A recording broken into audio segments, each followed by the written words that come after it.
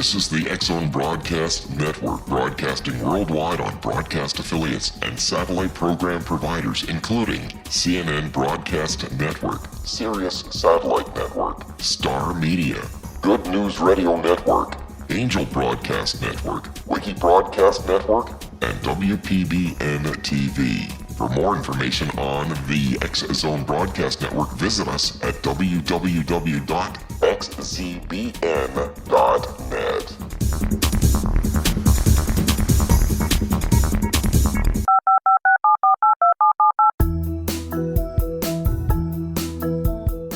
Did you know that when you're on the road with limited data or Wi-Fi, you can still listen to the X-Zone Radio Show with Rob McConnell, The Science of Magic with Gwilda Wiyaka, X-1, Dimension X, Space Patrol, and every minute of the X-Zone Broadcast Network by calling 213-401-0080, courtesy of Audio Now. No smartphone, app, or internet needed. It saves your data plan and it's free if you have unlimited minutes. Call 213-401-0080 to listen on any phone, anytime, anywhere. Remember 213-401-0080 for the best of the paranormal, parapsychology, and sci-fi radio programming anywhere, 24/7, 365. The X-Zone Radio Show with Rob McConnell is largely an opinion talk show.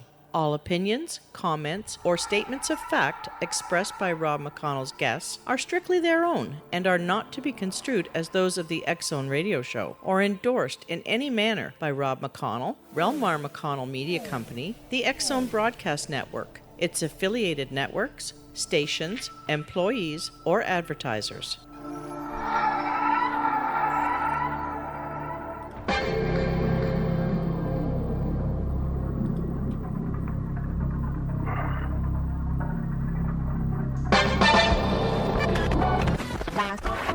All Hit Radio.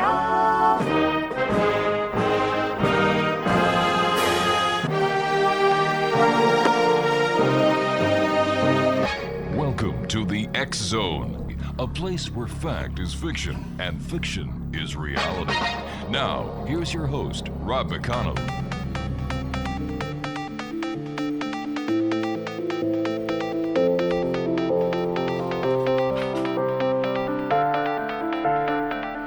Welcome back, everyone. This is the X-Zone. I am Rob McConnell. We're coming to you from our broadcast center in Hamilton, Ontario, Canada. You can always send an email to xzone at xzoneradiotv.com on all social media sites, X-Zone Radio TV.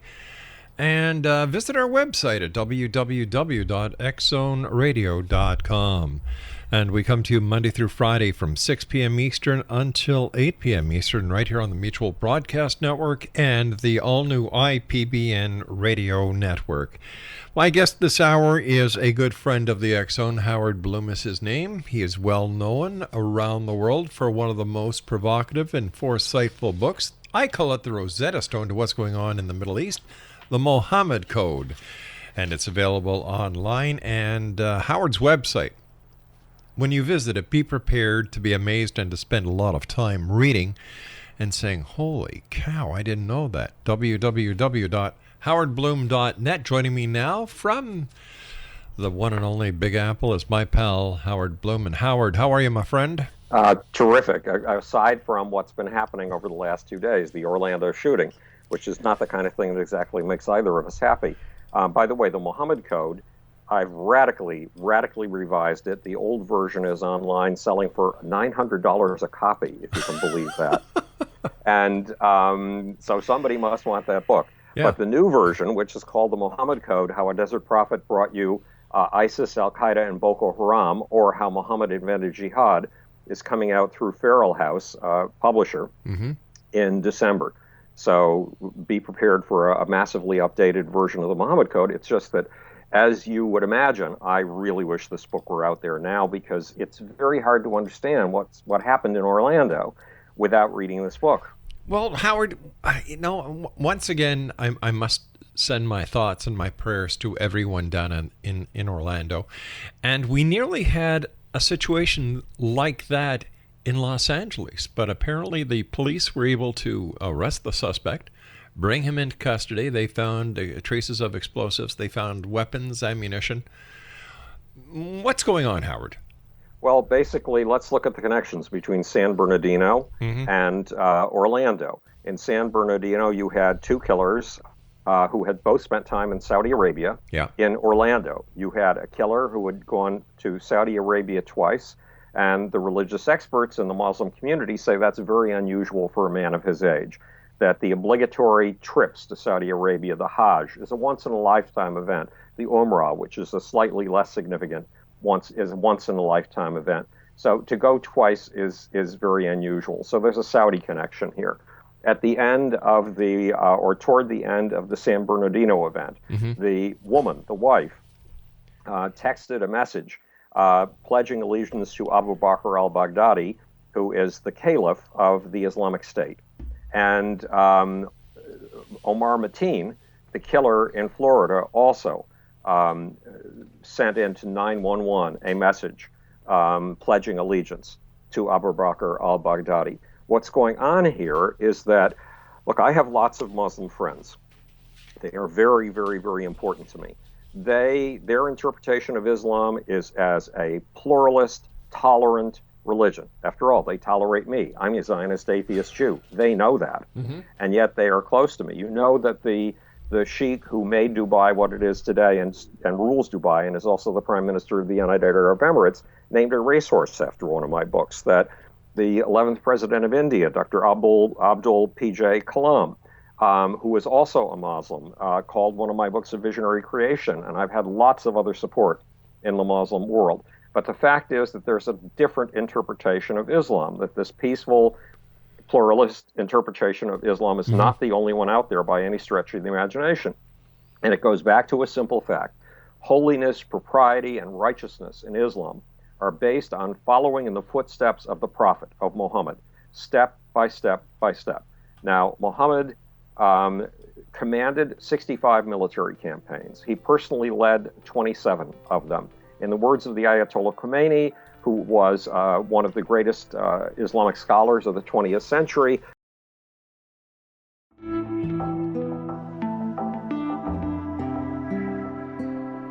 Take a step back in time and discover old Florida cuisine at Marsh Landing Restaurant in Fellsmere. Enjoy delicacies such as frog legs, gator tail, catfish, and swamp cabbage, or enjoy the more traditional cuisine like hand-cut Angus steaks, ribs, and seafood. Join us for breakfast with a southern flair featuring sweet potato pancakes, biscuits and gravy, and much more. Planning a party? Marsh Landing's private dining room can accommodate groups from 8 to 80 people. While you're visiting, enjoy the historic pictures, artifacts, and stories that line the walls. Marsh Landing is truly a unique experience. Marsh Landing Restaurant, 44 North Broadway in historic Fellsmere, or visit marshlandingrestaurant.com. Marsh Landing, old Florida cuisine at its best.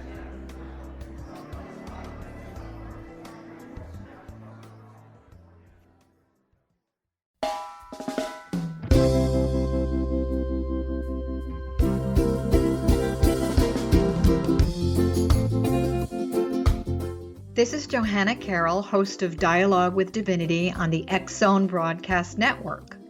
While walking along Kaanapali Beach in Maui this past year, I kept discovering all these shells and coral in the shape of hearts. My dialogue with Divinity was very simple. Do you want me to do a retreat to heal people's hearts in Maui next year? And of course, the answer was yes. As a master spiritual teacher, I am offering you a neat retreat called Rise, May 8th through the 12th, 2017, and the chance of a lifetime to rest at a 5-star resort for 5 days and experience a spiritual renewal of your heart and soul. Kaanapali is one of the top 5 beaches in the world. This stunning resort has undergone a $40 million renovation. I walked the entire property, checked out the room choices on your behalf, and I must say it is stunning. Our conference room faces the ocean with sliding glass doors. Maui is known as Mother Maui because it is a soft, gentle, healing energy. In the embrace of Mother Maui, you will feel yourself rising from the limitations of an ordinary life to an extraordinary journey of peace, bliss, and harmony, a greater sense of clarity. Our Rise retreat ignites renewal in the sacred elements of air, water, earth, fire, and wind. There's plenty of free time to enjoy all that Maui has to offer. A small deposit is required now to reserve your space, as this retreat, it will sell out. For more details, please go to johannacarroll.com and register today. Aloha, and I'll see you in mystical Maui.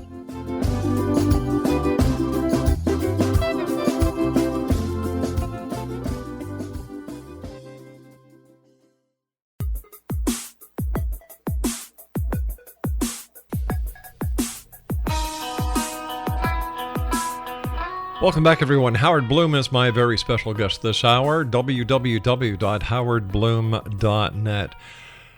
Howard, once again, this has been one hell of a week.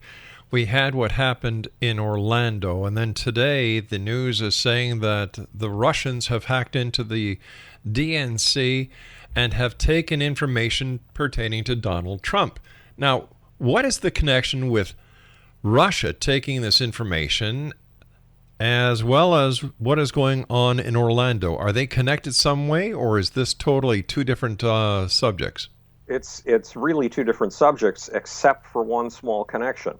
The Russians' allies are the Iranians.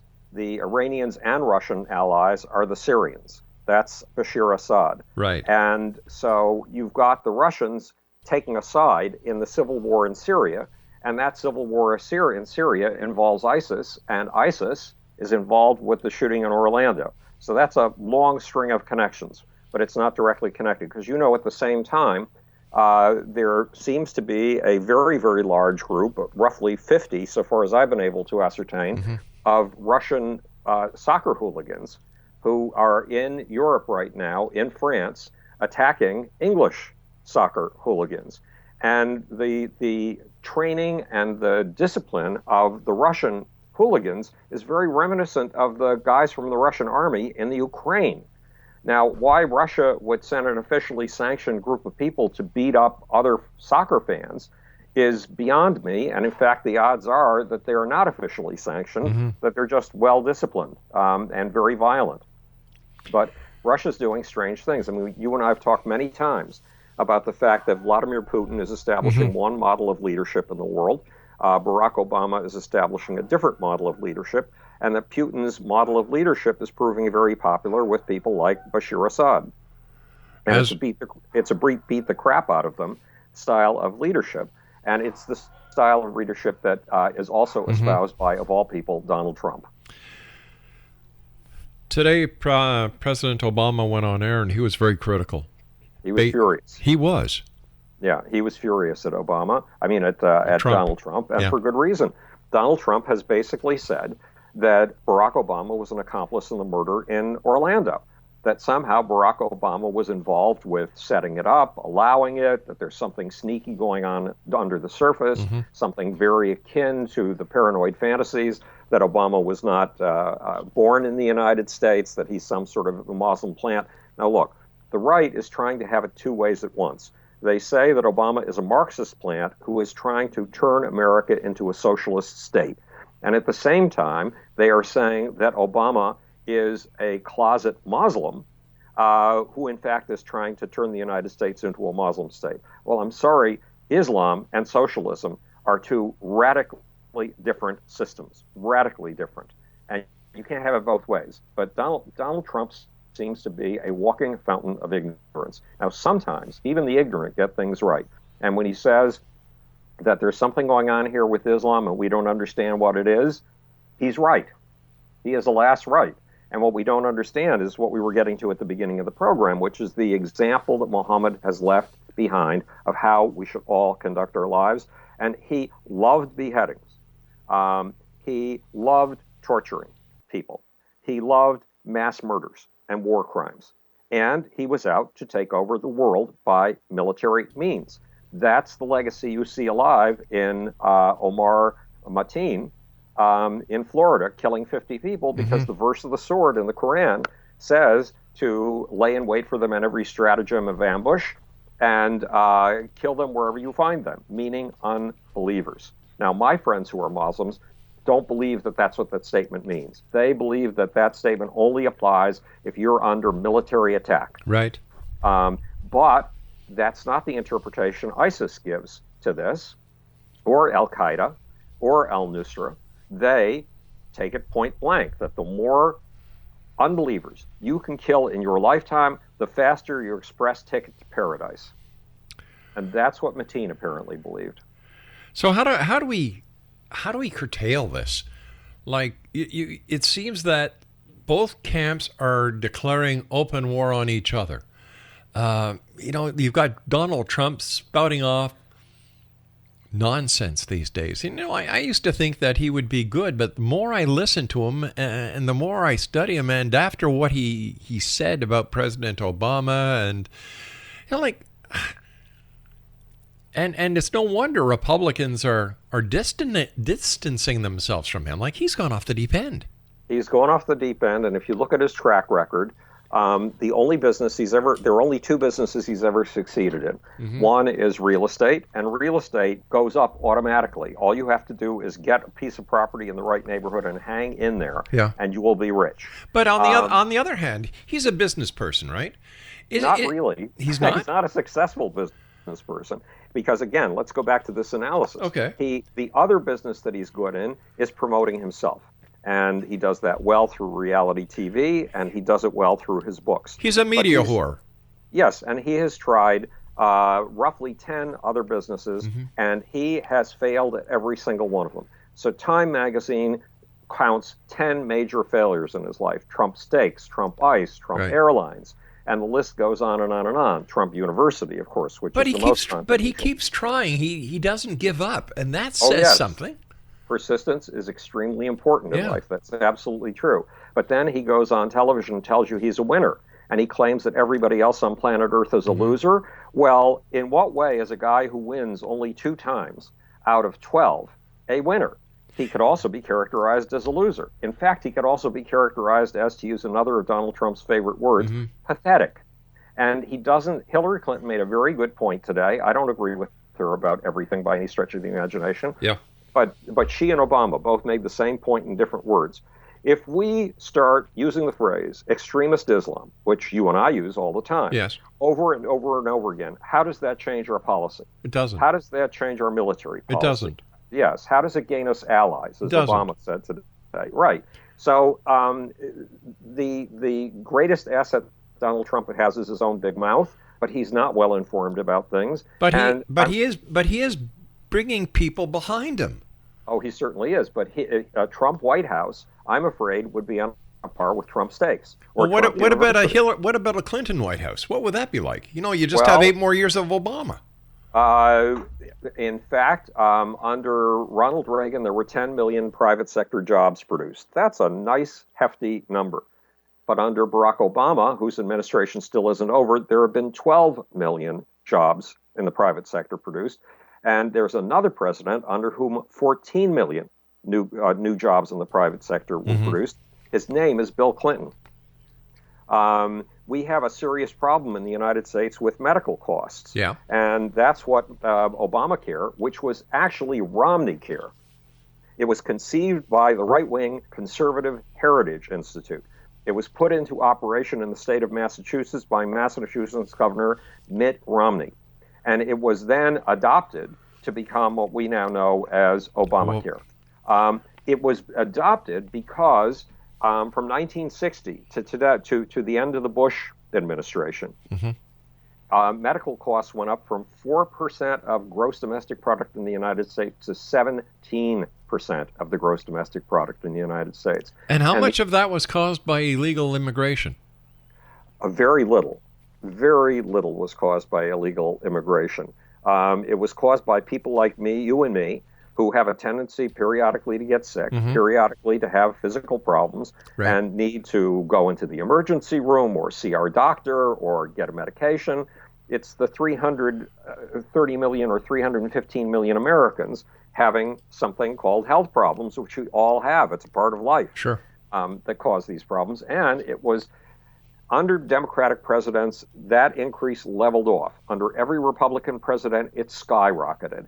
So we needed to do something to cap this increase in medical costs before it could bankrupt this country. Hillary Clinton was the first one in modern times to come up with an alternative medical plan. Hopefully, I mean, there are problems with Obamacare because some people are complaining about the fact that their premiums for medical insurance are going way up. Well, I got news for you. One of the problems with the system that Obama adopted from Mitt Romney is that it depends on the private insurance industry. And of course, the private insurance industry is going to do everything in its power to increase profits by jacking up the costs and blaming it on Barack Obama. Hopefully, Hillary Clinton, having studied this in great depth, knows how to fix this. I don't know, but there's no Republican plan. That's if Hillary Clinton does get the White House. Yes, if she does get the White House. If Trump gets the White House, he tells us he will abolish Obamacare, but he doesn't have a plan. He says, I'm not going to let people die out on the streets. Sure. Hey, that's a nice idea, but how are you going to implement that? In all fairness, a number of the candidates, when they had these debates, were saying that they were going to abolish Obamacare as well. Like, it's not Trump, not the only Republican who is saying that, they should abolish it. It's been a standard line in the Republican Party ever since Obamacare was instituted. Right. It's been one of Mitch McConnell's goals. It was one of John Boehner's goals. Yeah. It's one of Paul Ryan's goals. It's universal. But the basic problem we're looking at in the face this week is, what do we do about militant Islam? Exactly. And it is difficult to stop ideas. Look at all of the efforts that all kinds of countries made during the course of the 20th century and even during the course of the 19th century to stomp out Marxism, to stomp out socialism, to stomp out revolutionary socialism. Did they ever succeed? No. What they did was they contained it. So the real question is, how do you contain it? Well, I've got one simple, partial answer, because no answer is the whole answer. And that simple answer is, go back to surveillance in mosques, simply having a tape recorder at every sermon that's given in a mosque. What did Omar Mateen, the killer in Orlando, Florida, have in common with the very first American to drive a suicide bomb truck in Syria and blow up a government installation? The two of them not only knew each other.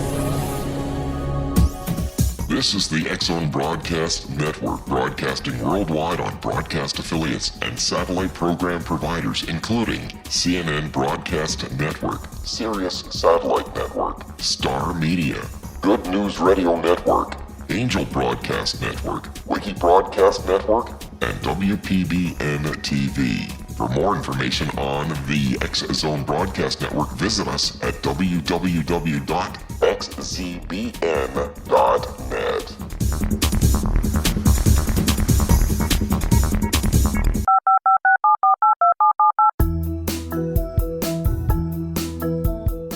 Did you know that when you're on the road with limited data or Wi-Fi, you can still listen to the X-Zone Radio Show with Rob McConnell, The Science of Magic with Gwilda Wiyaka, X-1, Dimension X, Space Patrol, and every minute of the X-Zone Broadcast Network by calling 213-401-0080, courtesy of Audio Now. No smartphone, app, or internet needed. It saves your data plan, and it's free if you have unlimited minutes. Call 213-401-0080 to listen on any phone, anytime, anywhere. Remember, 213-401-0080 for the best of the paranormal, parapsychology, and sci-fi radio programming anywhere, 24/7, 365.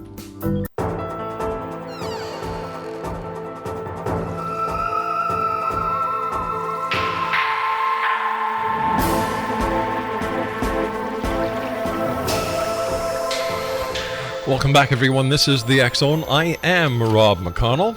And did you know that when you're out on the road with limited data or Wi-Fi, you can still listen to the X-Zone Radio Show with yours truly and my good friend Jeremy Scott, who follows me here on the Mutual Broadcast Network and on the IPBN Radio Network. His show is Dark 30. And every minute of the day, you can also listen to the other great programming of the Mutual Broadcast Network simply by calling 605-562-4204. And that's courtesy of TalkStream Live.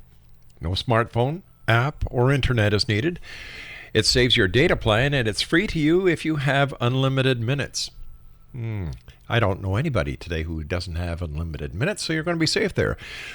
All you have to do is pick up your phone and dial 605-562-4204. That's 605-562-4204 to listen on any phone, anytime, anywhere. And speaking about Jeremy Scott and his show Dark 30, which follows us in about less than a half hour from now, his guests tonight are Rosemary Ellen Guiley and Darren Evans, and they're going to be talking about the Zuzu phenomenon. That's tonight on Dark 30 with Jeremy Scott, right here on the Mutual Broadcast Network and the IPBN Radio Network. Howard Bloom is our guest, www.howardbloom.net. And Howard, I hate to put you on the spot, but I'm going to, my friend, because you're one of the very few people who don't flinch when I do this. Is there going to be more Islamic terrorism here in the United States? It's inevitable. It's inevitable no matter who is president. And it's inevitable because this is a war that's been going on since 629 AD. In 629 AD, Muhammad sat down and wrote what he called his letters to the emperors. And he wrote to the rulers of the biggest emperors of his day, the emperor of the Persian Empire, the emperor of what was left of the Roman Empire, the Nagus of Egypt, the head of Abyssinia. And he told them all, I'm inviting you to Islam, and unfortunately, if you don't accept my invitation, I'll be forced to use other means. And those emperors must have sniggered and laughed because they'd never heard of Muhammad. They'd never even heard of the people he came from. But within roughly 30 years of his death, those empires had been denuded of their territories, and those territories had fallen into what would soon become the biggest empire in the history of the world, an empire 11 times the size of the conquest of Alexander the Great, 5 times the size of the Roman Empire, and 7 times the size of the United States. So Muhammad, in essence, declared war on the world, or he didn't quite see it that way. What he saw was the world was created by God out of a clod of mud. And since it was God's world, it should all belong to God, and it should all be ruled by God's own law.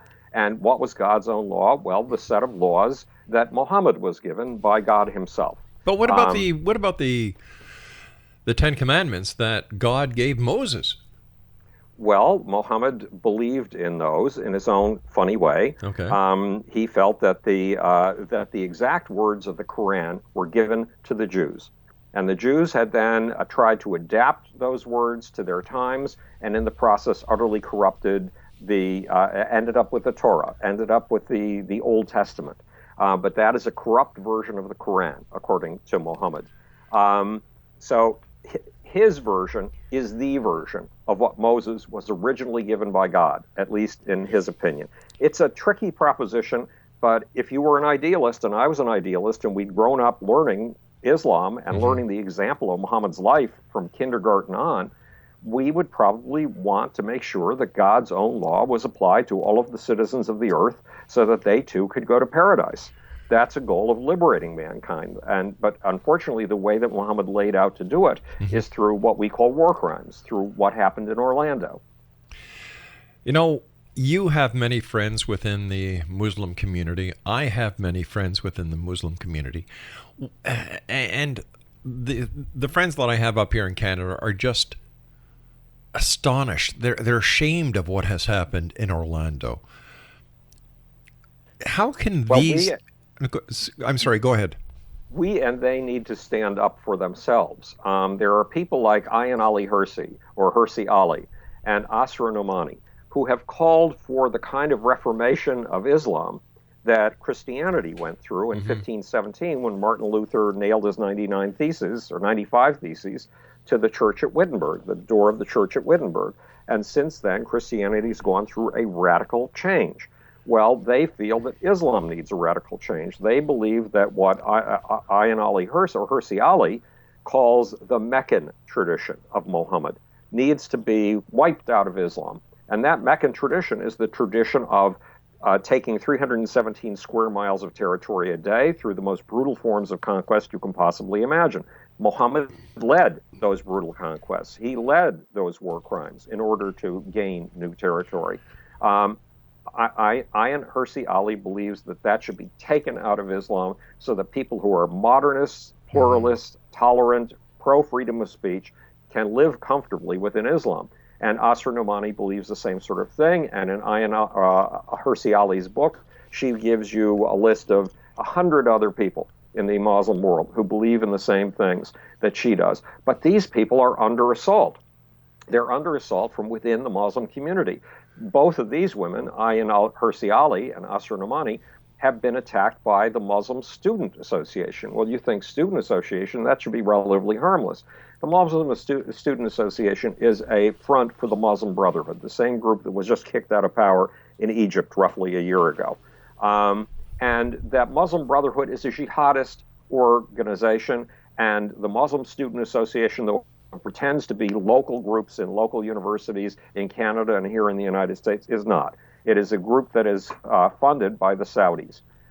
We have to save people like Ayan Hirsi Ali and Asra Nomani from the people within the Islamic community who attempt to discredit them and attempt to marginalize them. The people who believe in modernism, pluralism, tolerance, and freedom of speech within the Muslim community must become the dominant people in the Muslim community, at least in North America and Europe.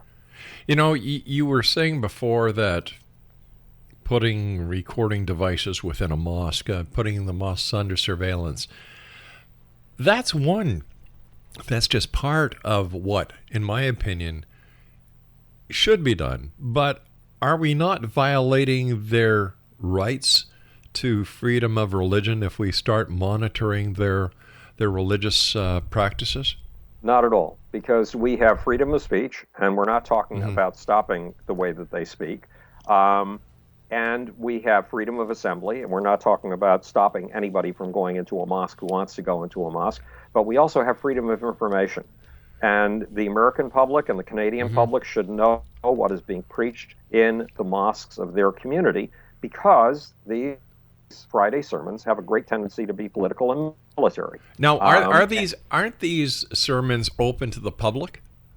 They're open to the public, but if you're not a Muslim, you are very unlikely to go to them.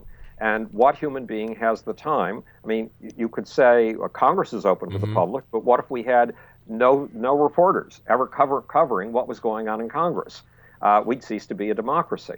And we, at the very least, our police need to know what's going on in the mosques. What, for example, was going on in this mosque that produced both the first American suicide bomber in Syria and Omar Mateen. But maybe it's not being done in the mosque. Maybe it's being done in separate cells away from the mosque. But it's not being done in separate cells. Instead, it's being done very much in public. It's being done through a magazine like The Beak, which is published in English. That's the ISIS official magazine. And as I said, it calls for you to become a lone wolf and take whatever weapon is in your kitchen. And even if it's only a meat cleaver, and go out and start killing unbelievers.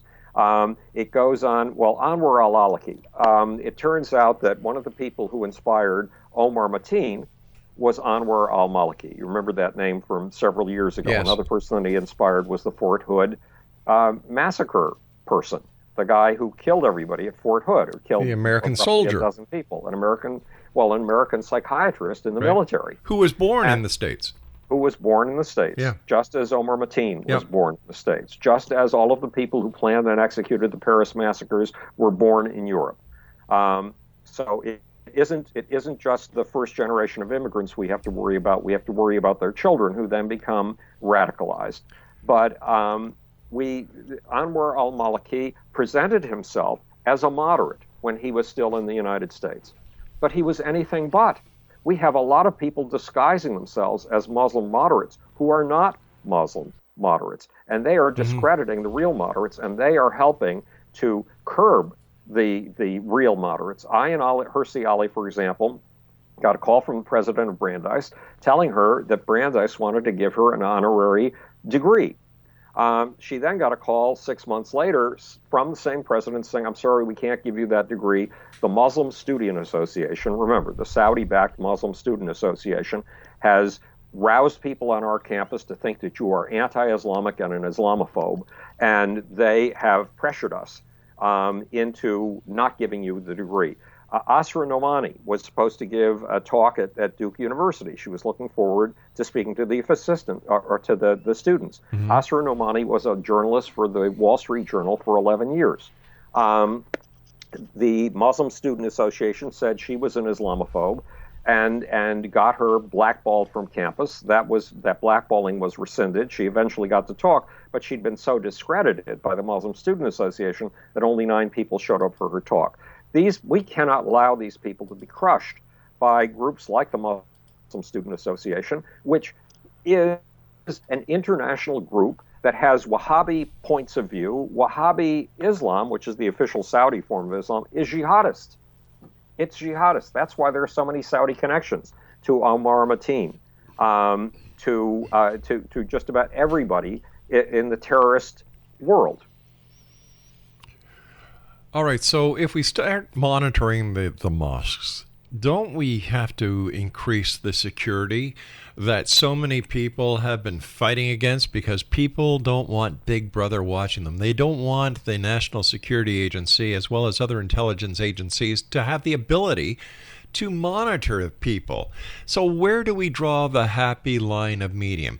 If you're saying, and I agree with you, that it's not only the first generations, but the other generations of the people who've come here, and you know, the parents may be okay, but their kids get radicalized. The internet's a big part of it.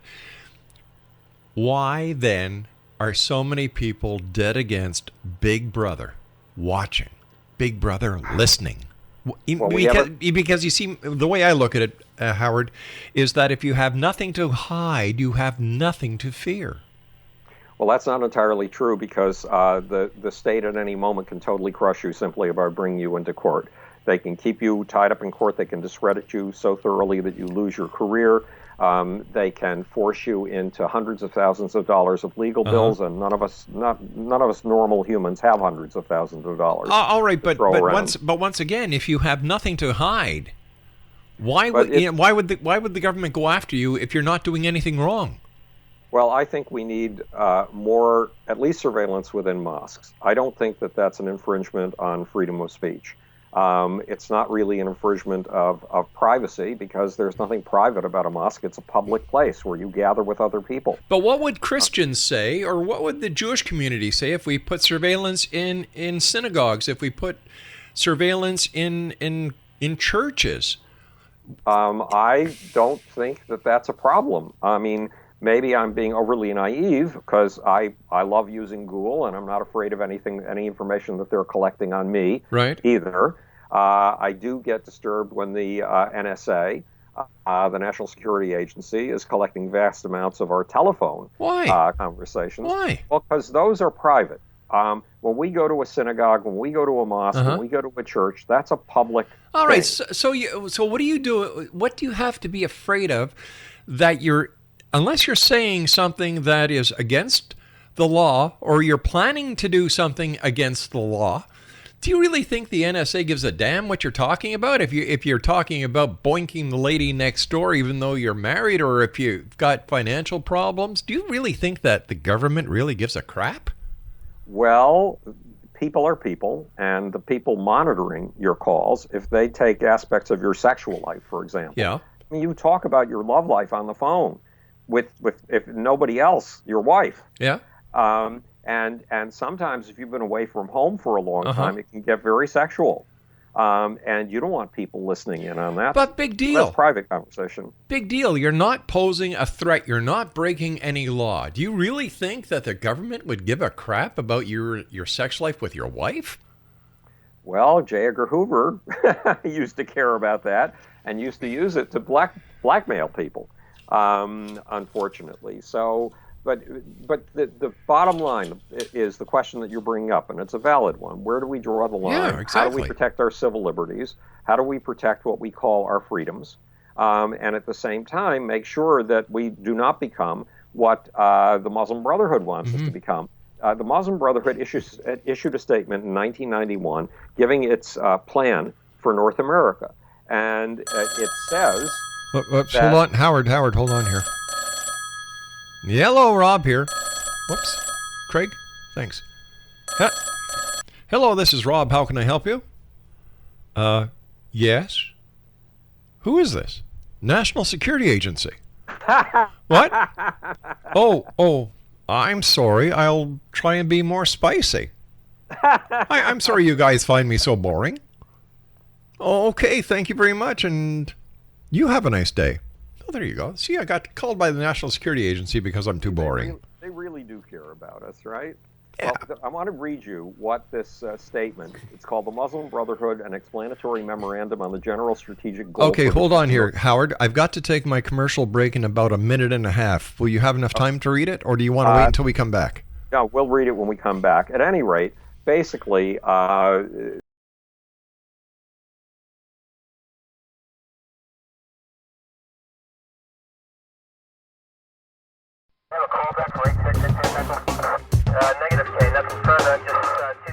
In over 36 years in law enforcement, I've learned a few things. The most important is the proper gathering and preservation of evidence is vital to putting the bad guy behind bars. It's no different in the world of paranormal investigation. Whether it's the search for the afterlife, cryptozoology, extraterrestrials, and UFOs, how we gather that evidence of their existence, preserve that same evidence, and present it to a court of our peers will make the ultimate difference in proving the existence of worlds and entities that are beyond our imagination.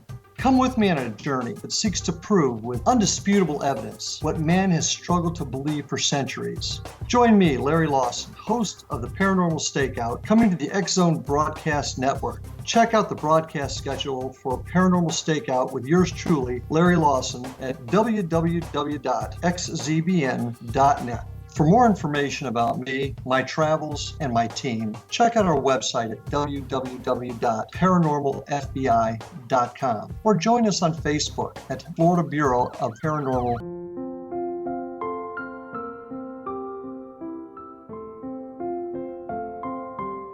I am Dr. Carl O'Helvey, founder, president of a new cancer foundation focusing on evidence-based physical, mental, and spiritual interventions, including natural cancer cures, prayer, meditation, affirmations, nutrition, and other related holistic cancer prevention and cure modalities.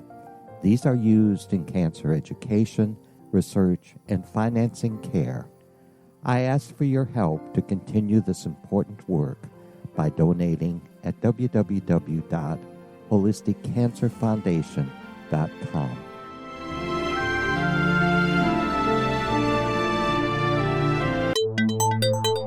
You're listening to the X Zone Broadcast Network, www.xzbn.net.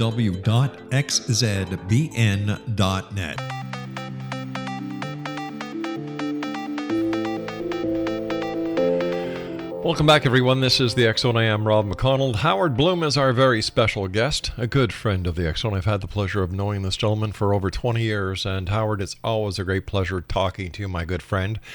But you were going to read us something, Howard, and we decided to hold it over until the other side of the break. So here we are, my friend. Go right ahead.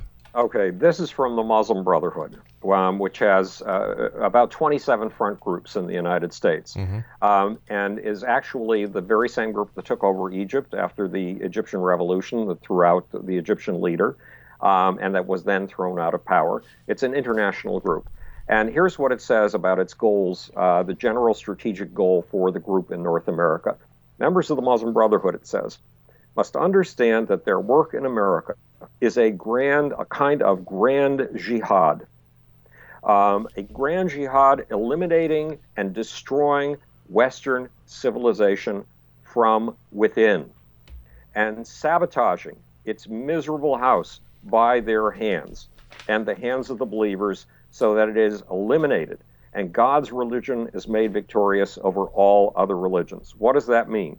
It means they want an end to Western civilization. They want us to take apart Western civilization by our own hands. They want to use our own guilt about imperialism, colonialism, and whatever else we feel guilty about to get us to destroy our very own civilization. And they want to replace it with Sharia. They want to replace it with a kind of military dictatorship that Muhammad himself established in the town of Mecca in 622 AD. It's as simple as that. And anybody who follows the verse of the sword and lays in wait and ambush for them, meaning unbelievers, and kills us unbelievers, is on an express ticket to paradise. You know, And that's during President Obama's speech or the press conference this afternoon, with his, his determined way of putting things, it was nice to see him a little bit alive today when he was talking. He was saying, well, so what are we supposed to do? Stop all Muslims, or, just, I forget how he phrased it, but something triggered something in my mind that during World War II, weren't there Japanese internment camps in the United States? Yes, there were.